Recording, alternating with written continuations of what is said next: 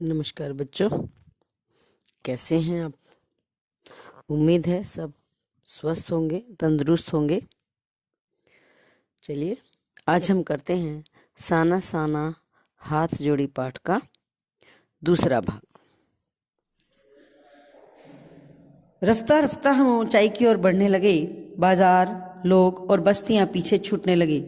अब परिदृश्य से चलते चलते स्वेटर बुनती नेपाली युवतियां और पीठ पर भारी भरकम कार्टून ढोते बोने से दिखते बहादुर नेपाली ओझल हो रहे थे। जैसे जैसे धीरे धीरे, क्योंकि पहाड़ी इलाका है तो गाड़ी धीरे धीरे ही चलती है, इसलिए लिखा रफ्ता रफ्ता। धीरे धीरे हम ऊंचाई की तरफ बढ़ने लगे थे। रास्ते में क्या बाजार दिख रहे हैं, लोग हैं, बस्तियां हैं, पीछे छूटती जा रही हैं। और अब चारों तरफ परिदृश्य का मतलब चारों तरफ जो दृश्य दिखाई दे रहा है उसमें चलते चलते स्वेटर बुनती हुई नेपाली युवतियां दिखाई दे रही हैं और पीठ पर भारी भरकम बोझा ढोते हुए ठीकने से बोने से छोटे कद के बहादुर नेपाली दिख रहे हैं। अब नीचे देखने पर घाटियों में ताश के घरों की तरह पेड़ पौधों के बीच छोटे छोटे घर भी दिखाई दे रहे हैं। घाटियों में देख रहे हैं तो घर, क्योंकि ऊपर से देख रहे हैं, छोटे छोटे दिख रहे हैं और कैसे ताश के घरों की तरह। पेड़ पौधों के बीच में दूर दूर इक्के दुक्के घर दिखाई दे रहे हैं। आप अच्छी तरह जानते हैं कि वहाँ पर ताश के पत्तों की तरह घर बनाते हैं, जैसे ताश के घर बनाए जाते हैं वहाँ ऐसे ही घर बनते हैं। और कारण वही कि वहाँ पर बारिश होती है बहुत और वहाँ पर बर्फ़ भी पड़ती है और इस तरह की छत जो है उनको सुरक्षित रखने में मददगार साबित होती है। हिमालय भी अब छोटी छोटी पहाड़ियों के रूप में नहीं बल्कि वे विराट रूप में और वैभव के साथ सामने आने वाला था। क्यों? क्योंकि जैसे जैसे लेखिका हिमालय के नज़दीक पहुंचती जा रही है वो और विस्तृत दिखाई दे रहा है और ऊंचा दिखाई दे रहा है। ना जाने कितने दर्शकों, यात्रियों, तीर्थाटानियों का काम्य हिमालय, यानी कितने दर्शक, कितने यात्री, कितने तीर्थयात्री जो हैं, जो पर्यटन स्थल पर्यटक होते हैं वो इसे देखने के लिए, सुंदर हिमालय को देखने के लिए आते हैं। और ये हिमालय पल पर परिवर्तित हिमालय है, क्योंकि जैसे जैसे आगे बढ़ रहे हैं हिमालय का जो रूप है वो हर पल परिवर्तित होता जा रहा है। और देखते देखते सारे रास्ते वीरान हो गए, संकरे मतलब नैरो हो गए और जलेबी की तरह घुमावदार होने लगे, क्योंकि जैसे जैसे ऊंचाई पर जा रहे हैं वैसे वैसे रास्ते सुनसान होते जा रहे हैं और संकरे होते जा रहे हैं, छोटे होते जा रहे हैं, नैरो होते जा रहे हैं और जलेबी की तरह घुमावदार हो रहे हैं। हिमालय बड़ा होते होते विशालकाय होने लगा। घटाएं गहराती गहराती पाताल नापने लगे। घटाएं मतलब बादल। और जैसे जैसे ये ऊंचाई पर जा रहे हैं बादल नीचे नीचे घाटियों में जाते हुए दिखाई दे रहे हैं। वादियां चौड़ी हो रही हैं, बीच बीच में करिश्मे की तरह रंग बिरंगे फूल शिद्दत से मुस्कुरा रहे हैं। शिद्दत से मुस्कुराने का मतलब इतने खिले हुए फूल इतने प्रसन्न दिखाई दे रहे हैं। उन भीमकाय पर्वतों के बीच और घाटियों के ऊपर बने संकरे कच्चे पक्के रास्तों से गुजरते हुए हमें यूं लग रहा था जैसे हम किसी सघन हरियाली वाली गुफा के बीच हिचकोले खाते निकल रहे हों। क्यों? हरियाली गुफा के बीच हम जा रहे हैं ऐसा एहसास हमें हो रहा था, क्योंकि दोनों तरफ हरियाली थी, खाई थी, एक तरफ पहाड़ और एक तरफ खाई और हरियाली थी और ऐसे लग रहा था जैसे हम किसी हरी भरी गुफा के बीच में से जा रहे हों। इस बिखरी असीम सुंदरता का मन पर यह प्रभाव पड़ा कि सभी सैलानी झूम झूम कर गाने लगे। इतनी खूबसूरती थी कि अनायास ही जो सैलानी थे, जो टूरिस्ट थे, वो गुनगुनाने लगे, सुहाना सफ़र और ये मौसम हंसी। होता ही है, जब मौसम बहुत अच्छा लगता है तो मन गुनगुनाने लगता है। और फिर वो तो पर्यटक थे, वो उस खूबसूरत मौसम को देख करके गुनगुनाने लगे। मगर मैं मौन थी, किसी ऋषि की तरह शांत थी। मैं चाहती थी कि इस सारे परिदृश्य को अपने भीतर भर लूं। क्यों मौन थी? क्योंकि ये सुंदरता उसने पहले कभी नहीं देखी थी। तो ये सुंदरता उसे इस कदर अपने में मोहित किए हुए थी कि वो कुछ बोल ही नहीं रही थी। वो शांत रह करके इसे अनुभव करना चाहती थी, इसे अपने दिल दिमाग में भर लेना चाहती थी, अपनी आत्मा में इस खूबसूरती को, प्रकृति के इस तोहफे को, इस करिश्मे को वो अपने भीतर महसूस करना चाहती थी। पर मेरे भीतर कुछ बूंद बूंद कर पिघलने लगा था।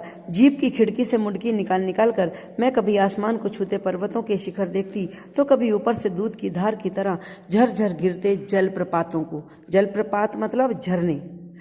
वो कहते हैं कि कभी कभी मैं गाड़ी की खिड़की में से मुंह निकाल करके अपना ऊपर देख रही हूँ, आसमान की तरफ देखती हूँ कि इतने ऊंचे ऊंचे पर्वत हैं, और दूसरी तरफ देखती हूँ तो दूध की धार की तरह झरने।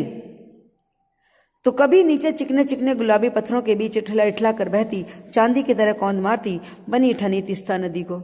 नीचे देखती है तीस्ता नदी बह रही है, आसमान में देखती है ऊंचे ऊंचे पर्वत हैं, और साइडों में देखती है तो ऊंचे ऊंचे झरने हैं। सिलीगुड़ी से ही हमारे साथ थी यह तीस्ता नदी, पर यहाँ इसका सौंदर्य पराकाष्ठा पर था। का मतलब है बहुत ज़्यादा सर्वश्रेष्ठ सबसे ज़्यादा सुंदर वो यहाँ पर दिखाई दे रही थी।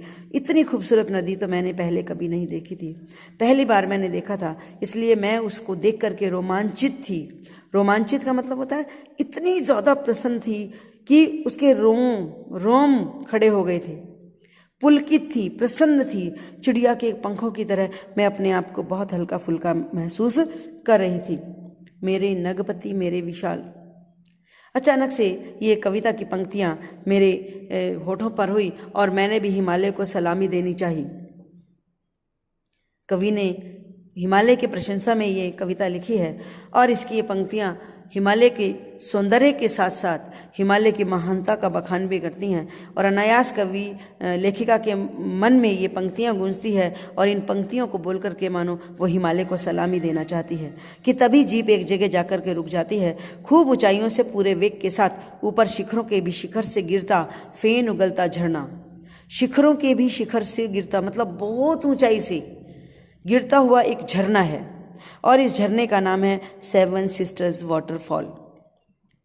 यानी ऐसा सब जानते हैं कि नॉर्थ ईस्ट में 7 स्टेट इतने क्लोज हैं एक दूसरे से, इस कदर जुड़े हैं कि उन 7 स्टेट्स के पर्वतों से जो पानी गिरता है वो सारा मिलजुल करके यहाँ इस वाटरफॉल में आकर इकट्ठा होता है, और ये गिरता है, इस झरने के रूप में गिरता है, इसलिए इस झरने का नाम है 7 सिस्टर्स वाटरफॉल।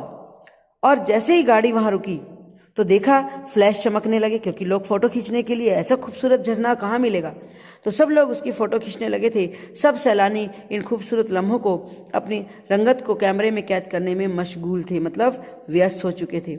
आदिम युग की किसी अभिशप्त राजकुमारी सी मैं नीचे बिखरे भारी भरकम पत्थरों पर बैठ झरने के संगीत के साथ ही आत्मा का संगीत भी सुनने लगी।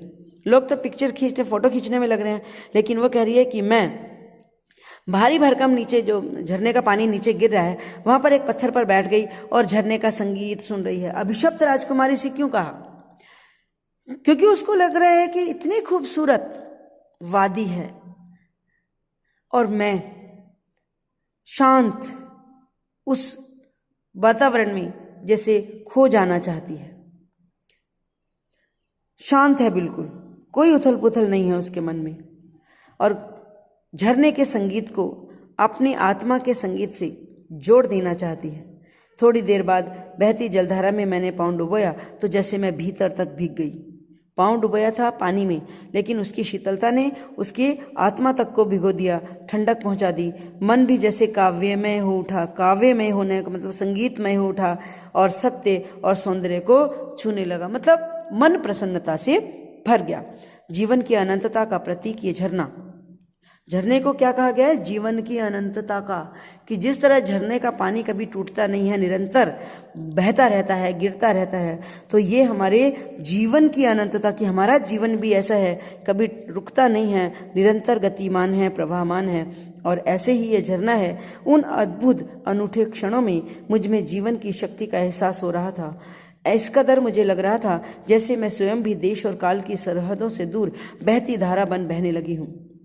कैसा लग रहा है उसको कि जैसे ये झरना ऊपर से नीचे गिर रहा है, जैसे इसका पानी सीमाएं सारी तोड़ करके आगे बह रहा है। उसको भी लग रहा है जैसा मेरा मन भी देश की काल की सारी सरहदें, सारी सीमाओं को तोड़कर इस पानी के साथ बह जाना चाहता है। भीतर की सारी तामसिकताएं मतलब सारी नकारात्मकता, नेगेटिविटी और सारी दुष्ट वासनाएं, सारी दुर्भावनाएं, दुष्ट इच्छाएं जैसी इस निर्मल धारा में बह गई थी। यानी कहना चाहती है कि इस निर्मल धारा में पैर रख के ऐसा लगा जैसे उसके अंदर जितनी नकारात्मकता थी, जितने दुर्विचार थे, जितनी ईर्ष्या द्वेष की भावनाएं थी, जैसे सब पानी के साथ ही बह गई हैं।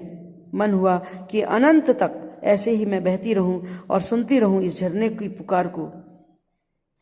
पर जितेन मुझे ठेलने लगा, आगे इससे भी सुंदर नज़ारे मिलेंगे। ठेलने का मतलब होता है कि लेखिका का मन नहीं है वहाँ से जाने के लिए, लेकिन जितेन उसे ज़बरदस्ती कर रहा है कि आप उठो, आगे चलो, आगे तो इससे भी ज़्यादा सुंदर नज़ारे देखने को मिलेंगे। अनमनी सी मैं उठी, थोड़ी देर बाद फिर वही नज़ारे, आँखों और आत्मा को सुख देने वाले। कहीं चटक हरे रंग का मोटा कालीन ओढ़े तो कहीं हल्का पीलापन लिए, कहीं पलस्तर उखड़ी दीवार की तरह पथरीला, और देखते ही देखते परिदृश्य से सब छूमंतर, जैसे किसी ने जादू की छड़ी घुमा दी हो। सब पर बादलों की एक मोटी सी चादर थी और सब कुछ बादलमय। क्यों कह रही है लेखिका कि जैसे जैसे आगे बढ़ते जा रहे हैं प्राकृतिक सौंदर्य इतनी तेजी से बदल रहा है, पल पल बदलता सौंदर्य देख करके वो हैरान हो जाती है। कहीं पर हरे रंग के मोटा कालीन जैसी खूबसूरती है, कहीं पर पीलापन लिए हुए, और कहीं पर तो पलस्तर उखड़ी दीवार का मतलब है कि पत्थर ही पत्थर है। चारों तरफ ऐसा दृश्य, इतनी तेजी से बदलता दृश्य देखकर ऐसा महसूस हो रहा है उसको जैसे किसी ने जादू की छड़ी घुमा दी हो और अचानक से सारे दृश्य को बदल दिया हो, क्योंकि अब बादल ही बादल थे और सब कुछ बादलमय था और इसके अलावा कुछ भी दिखाई नहीं दे रहा था।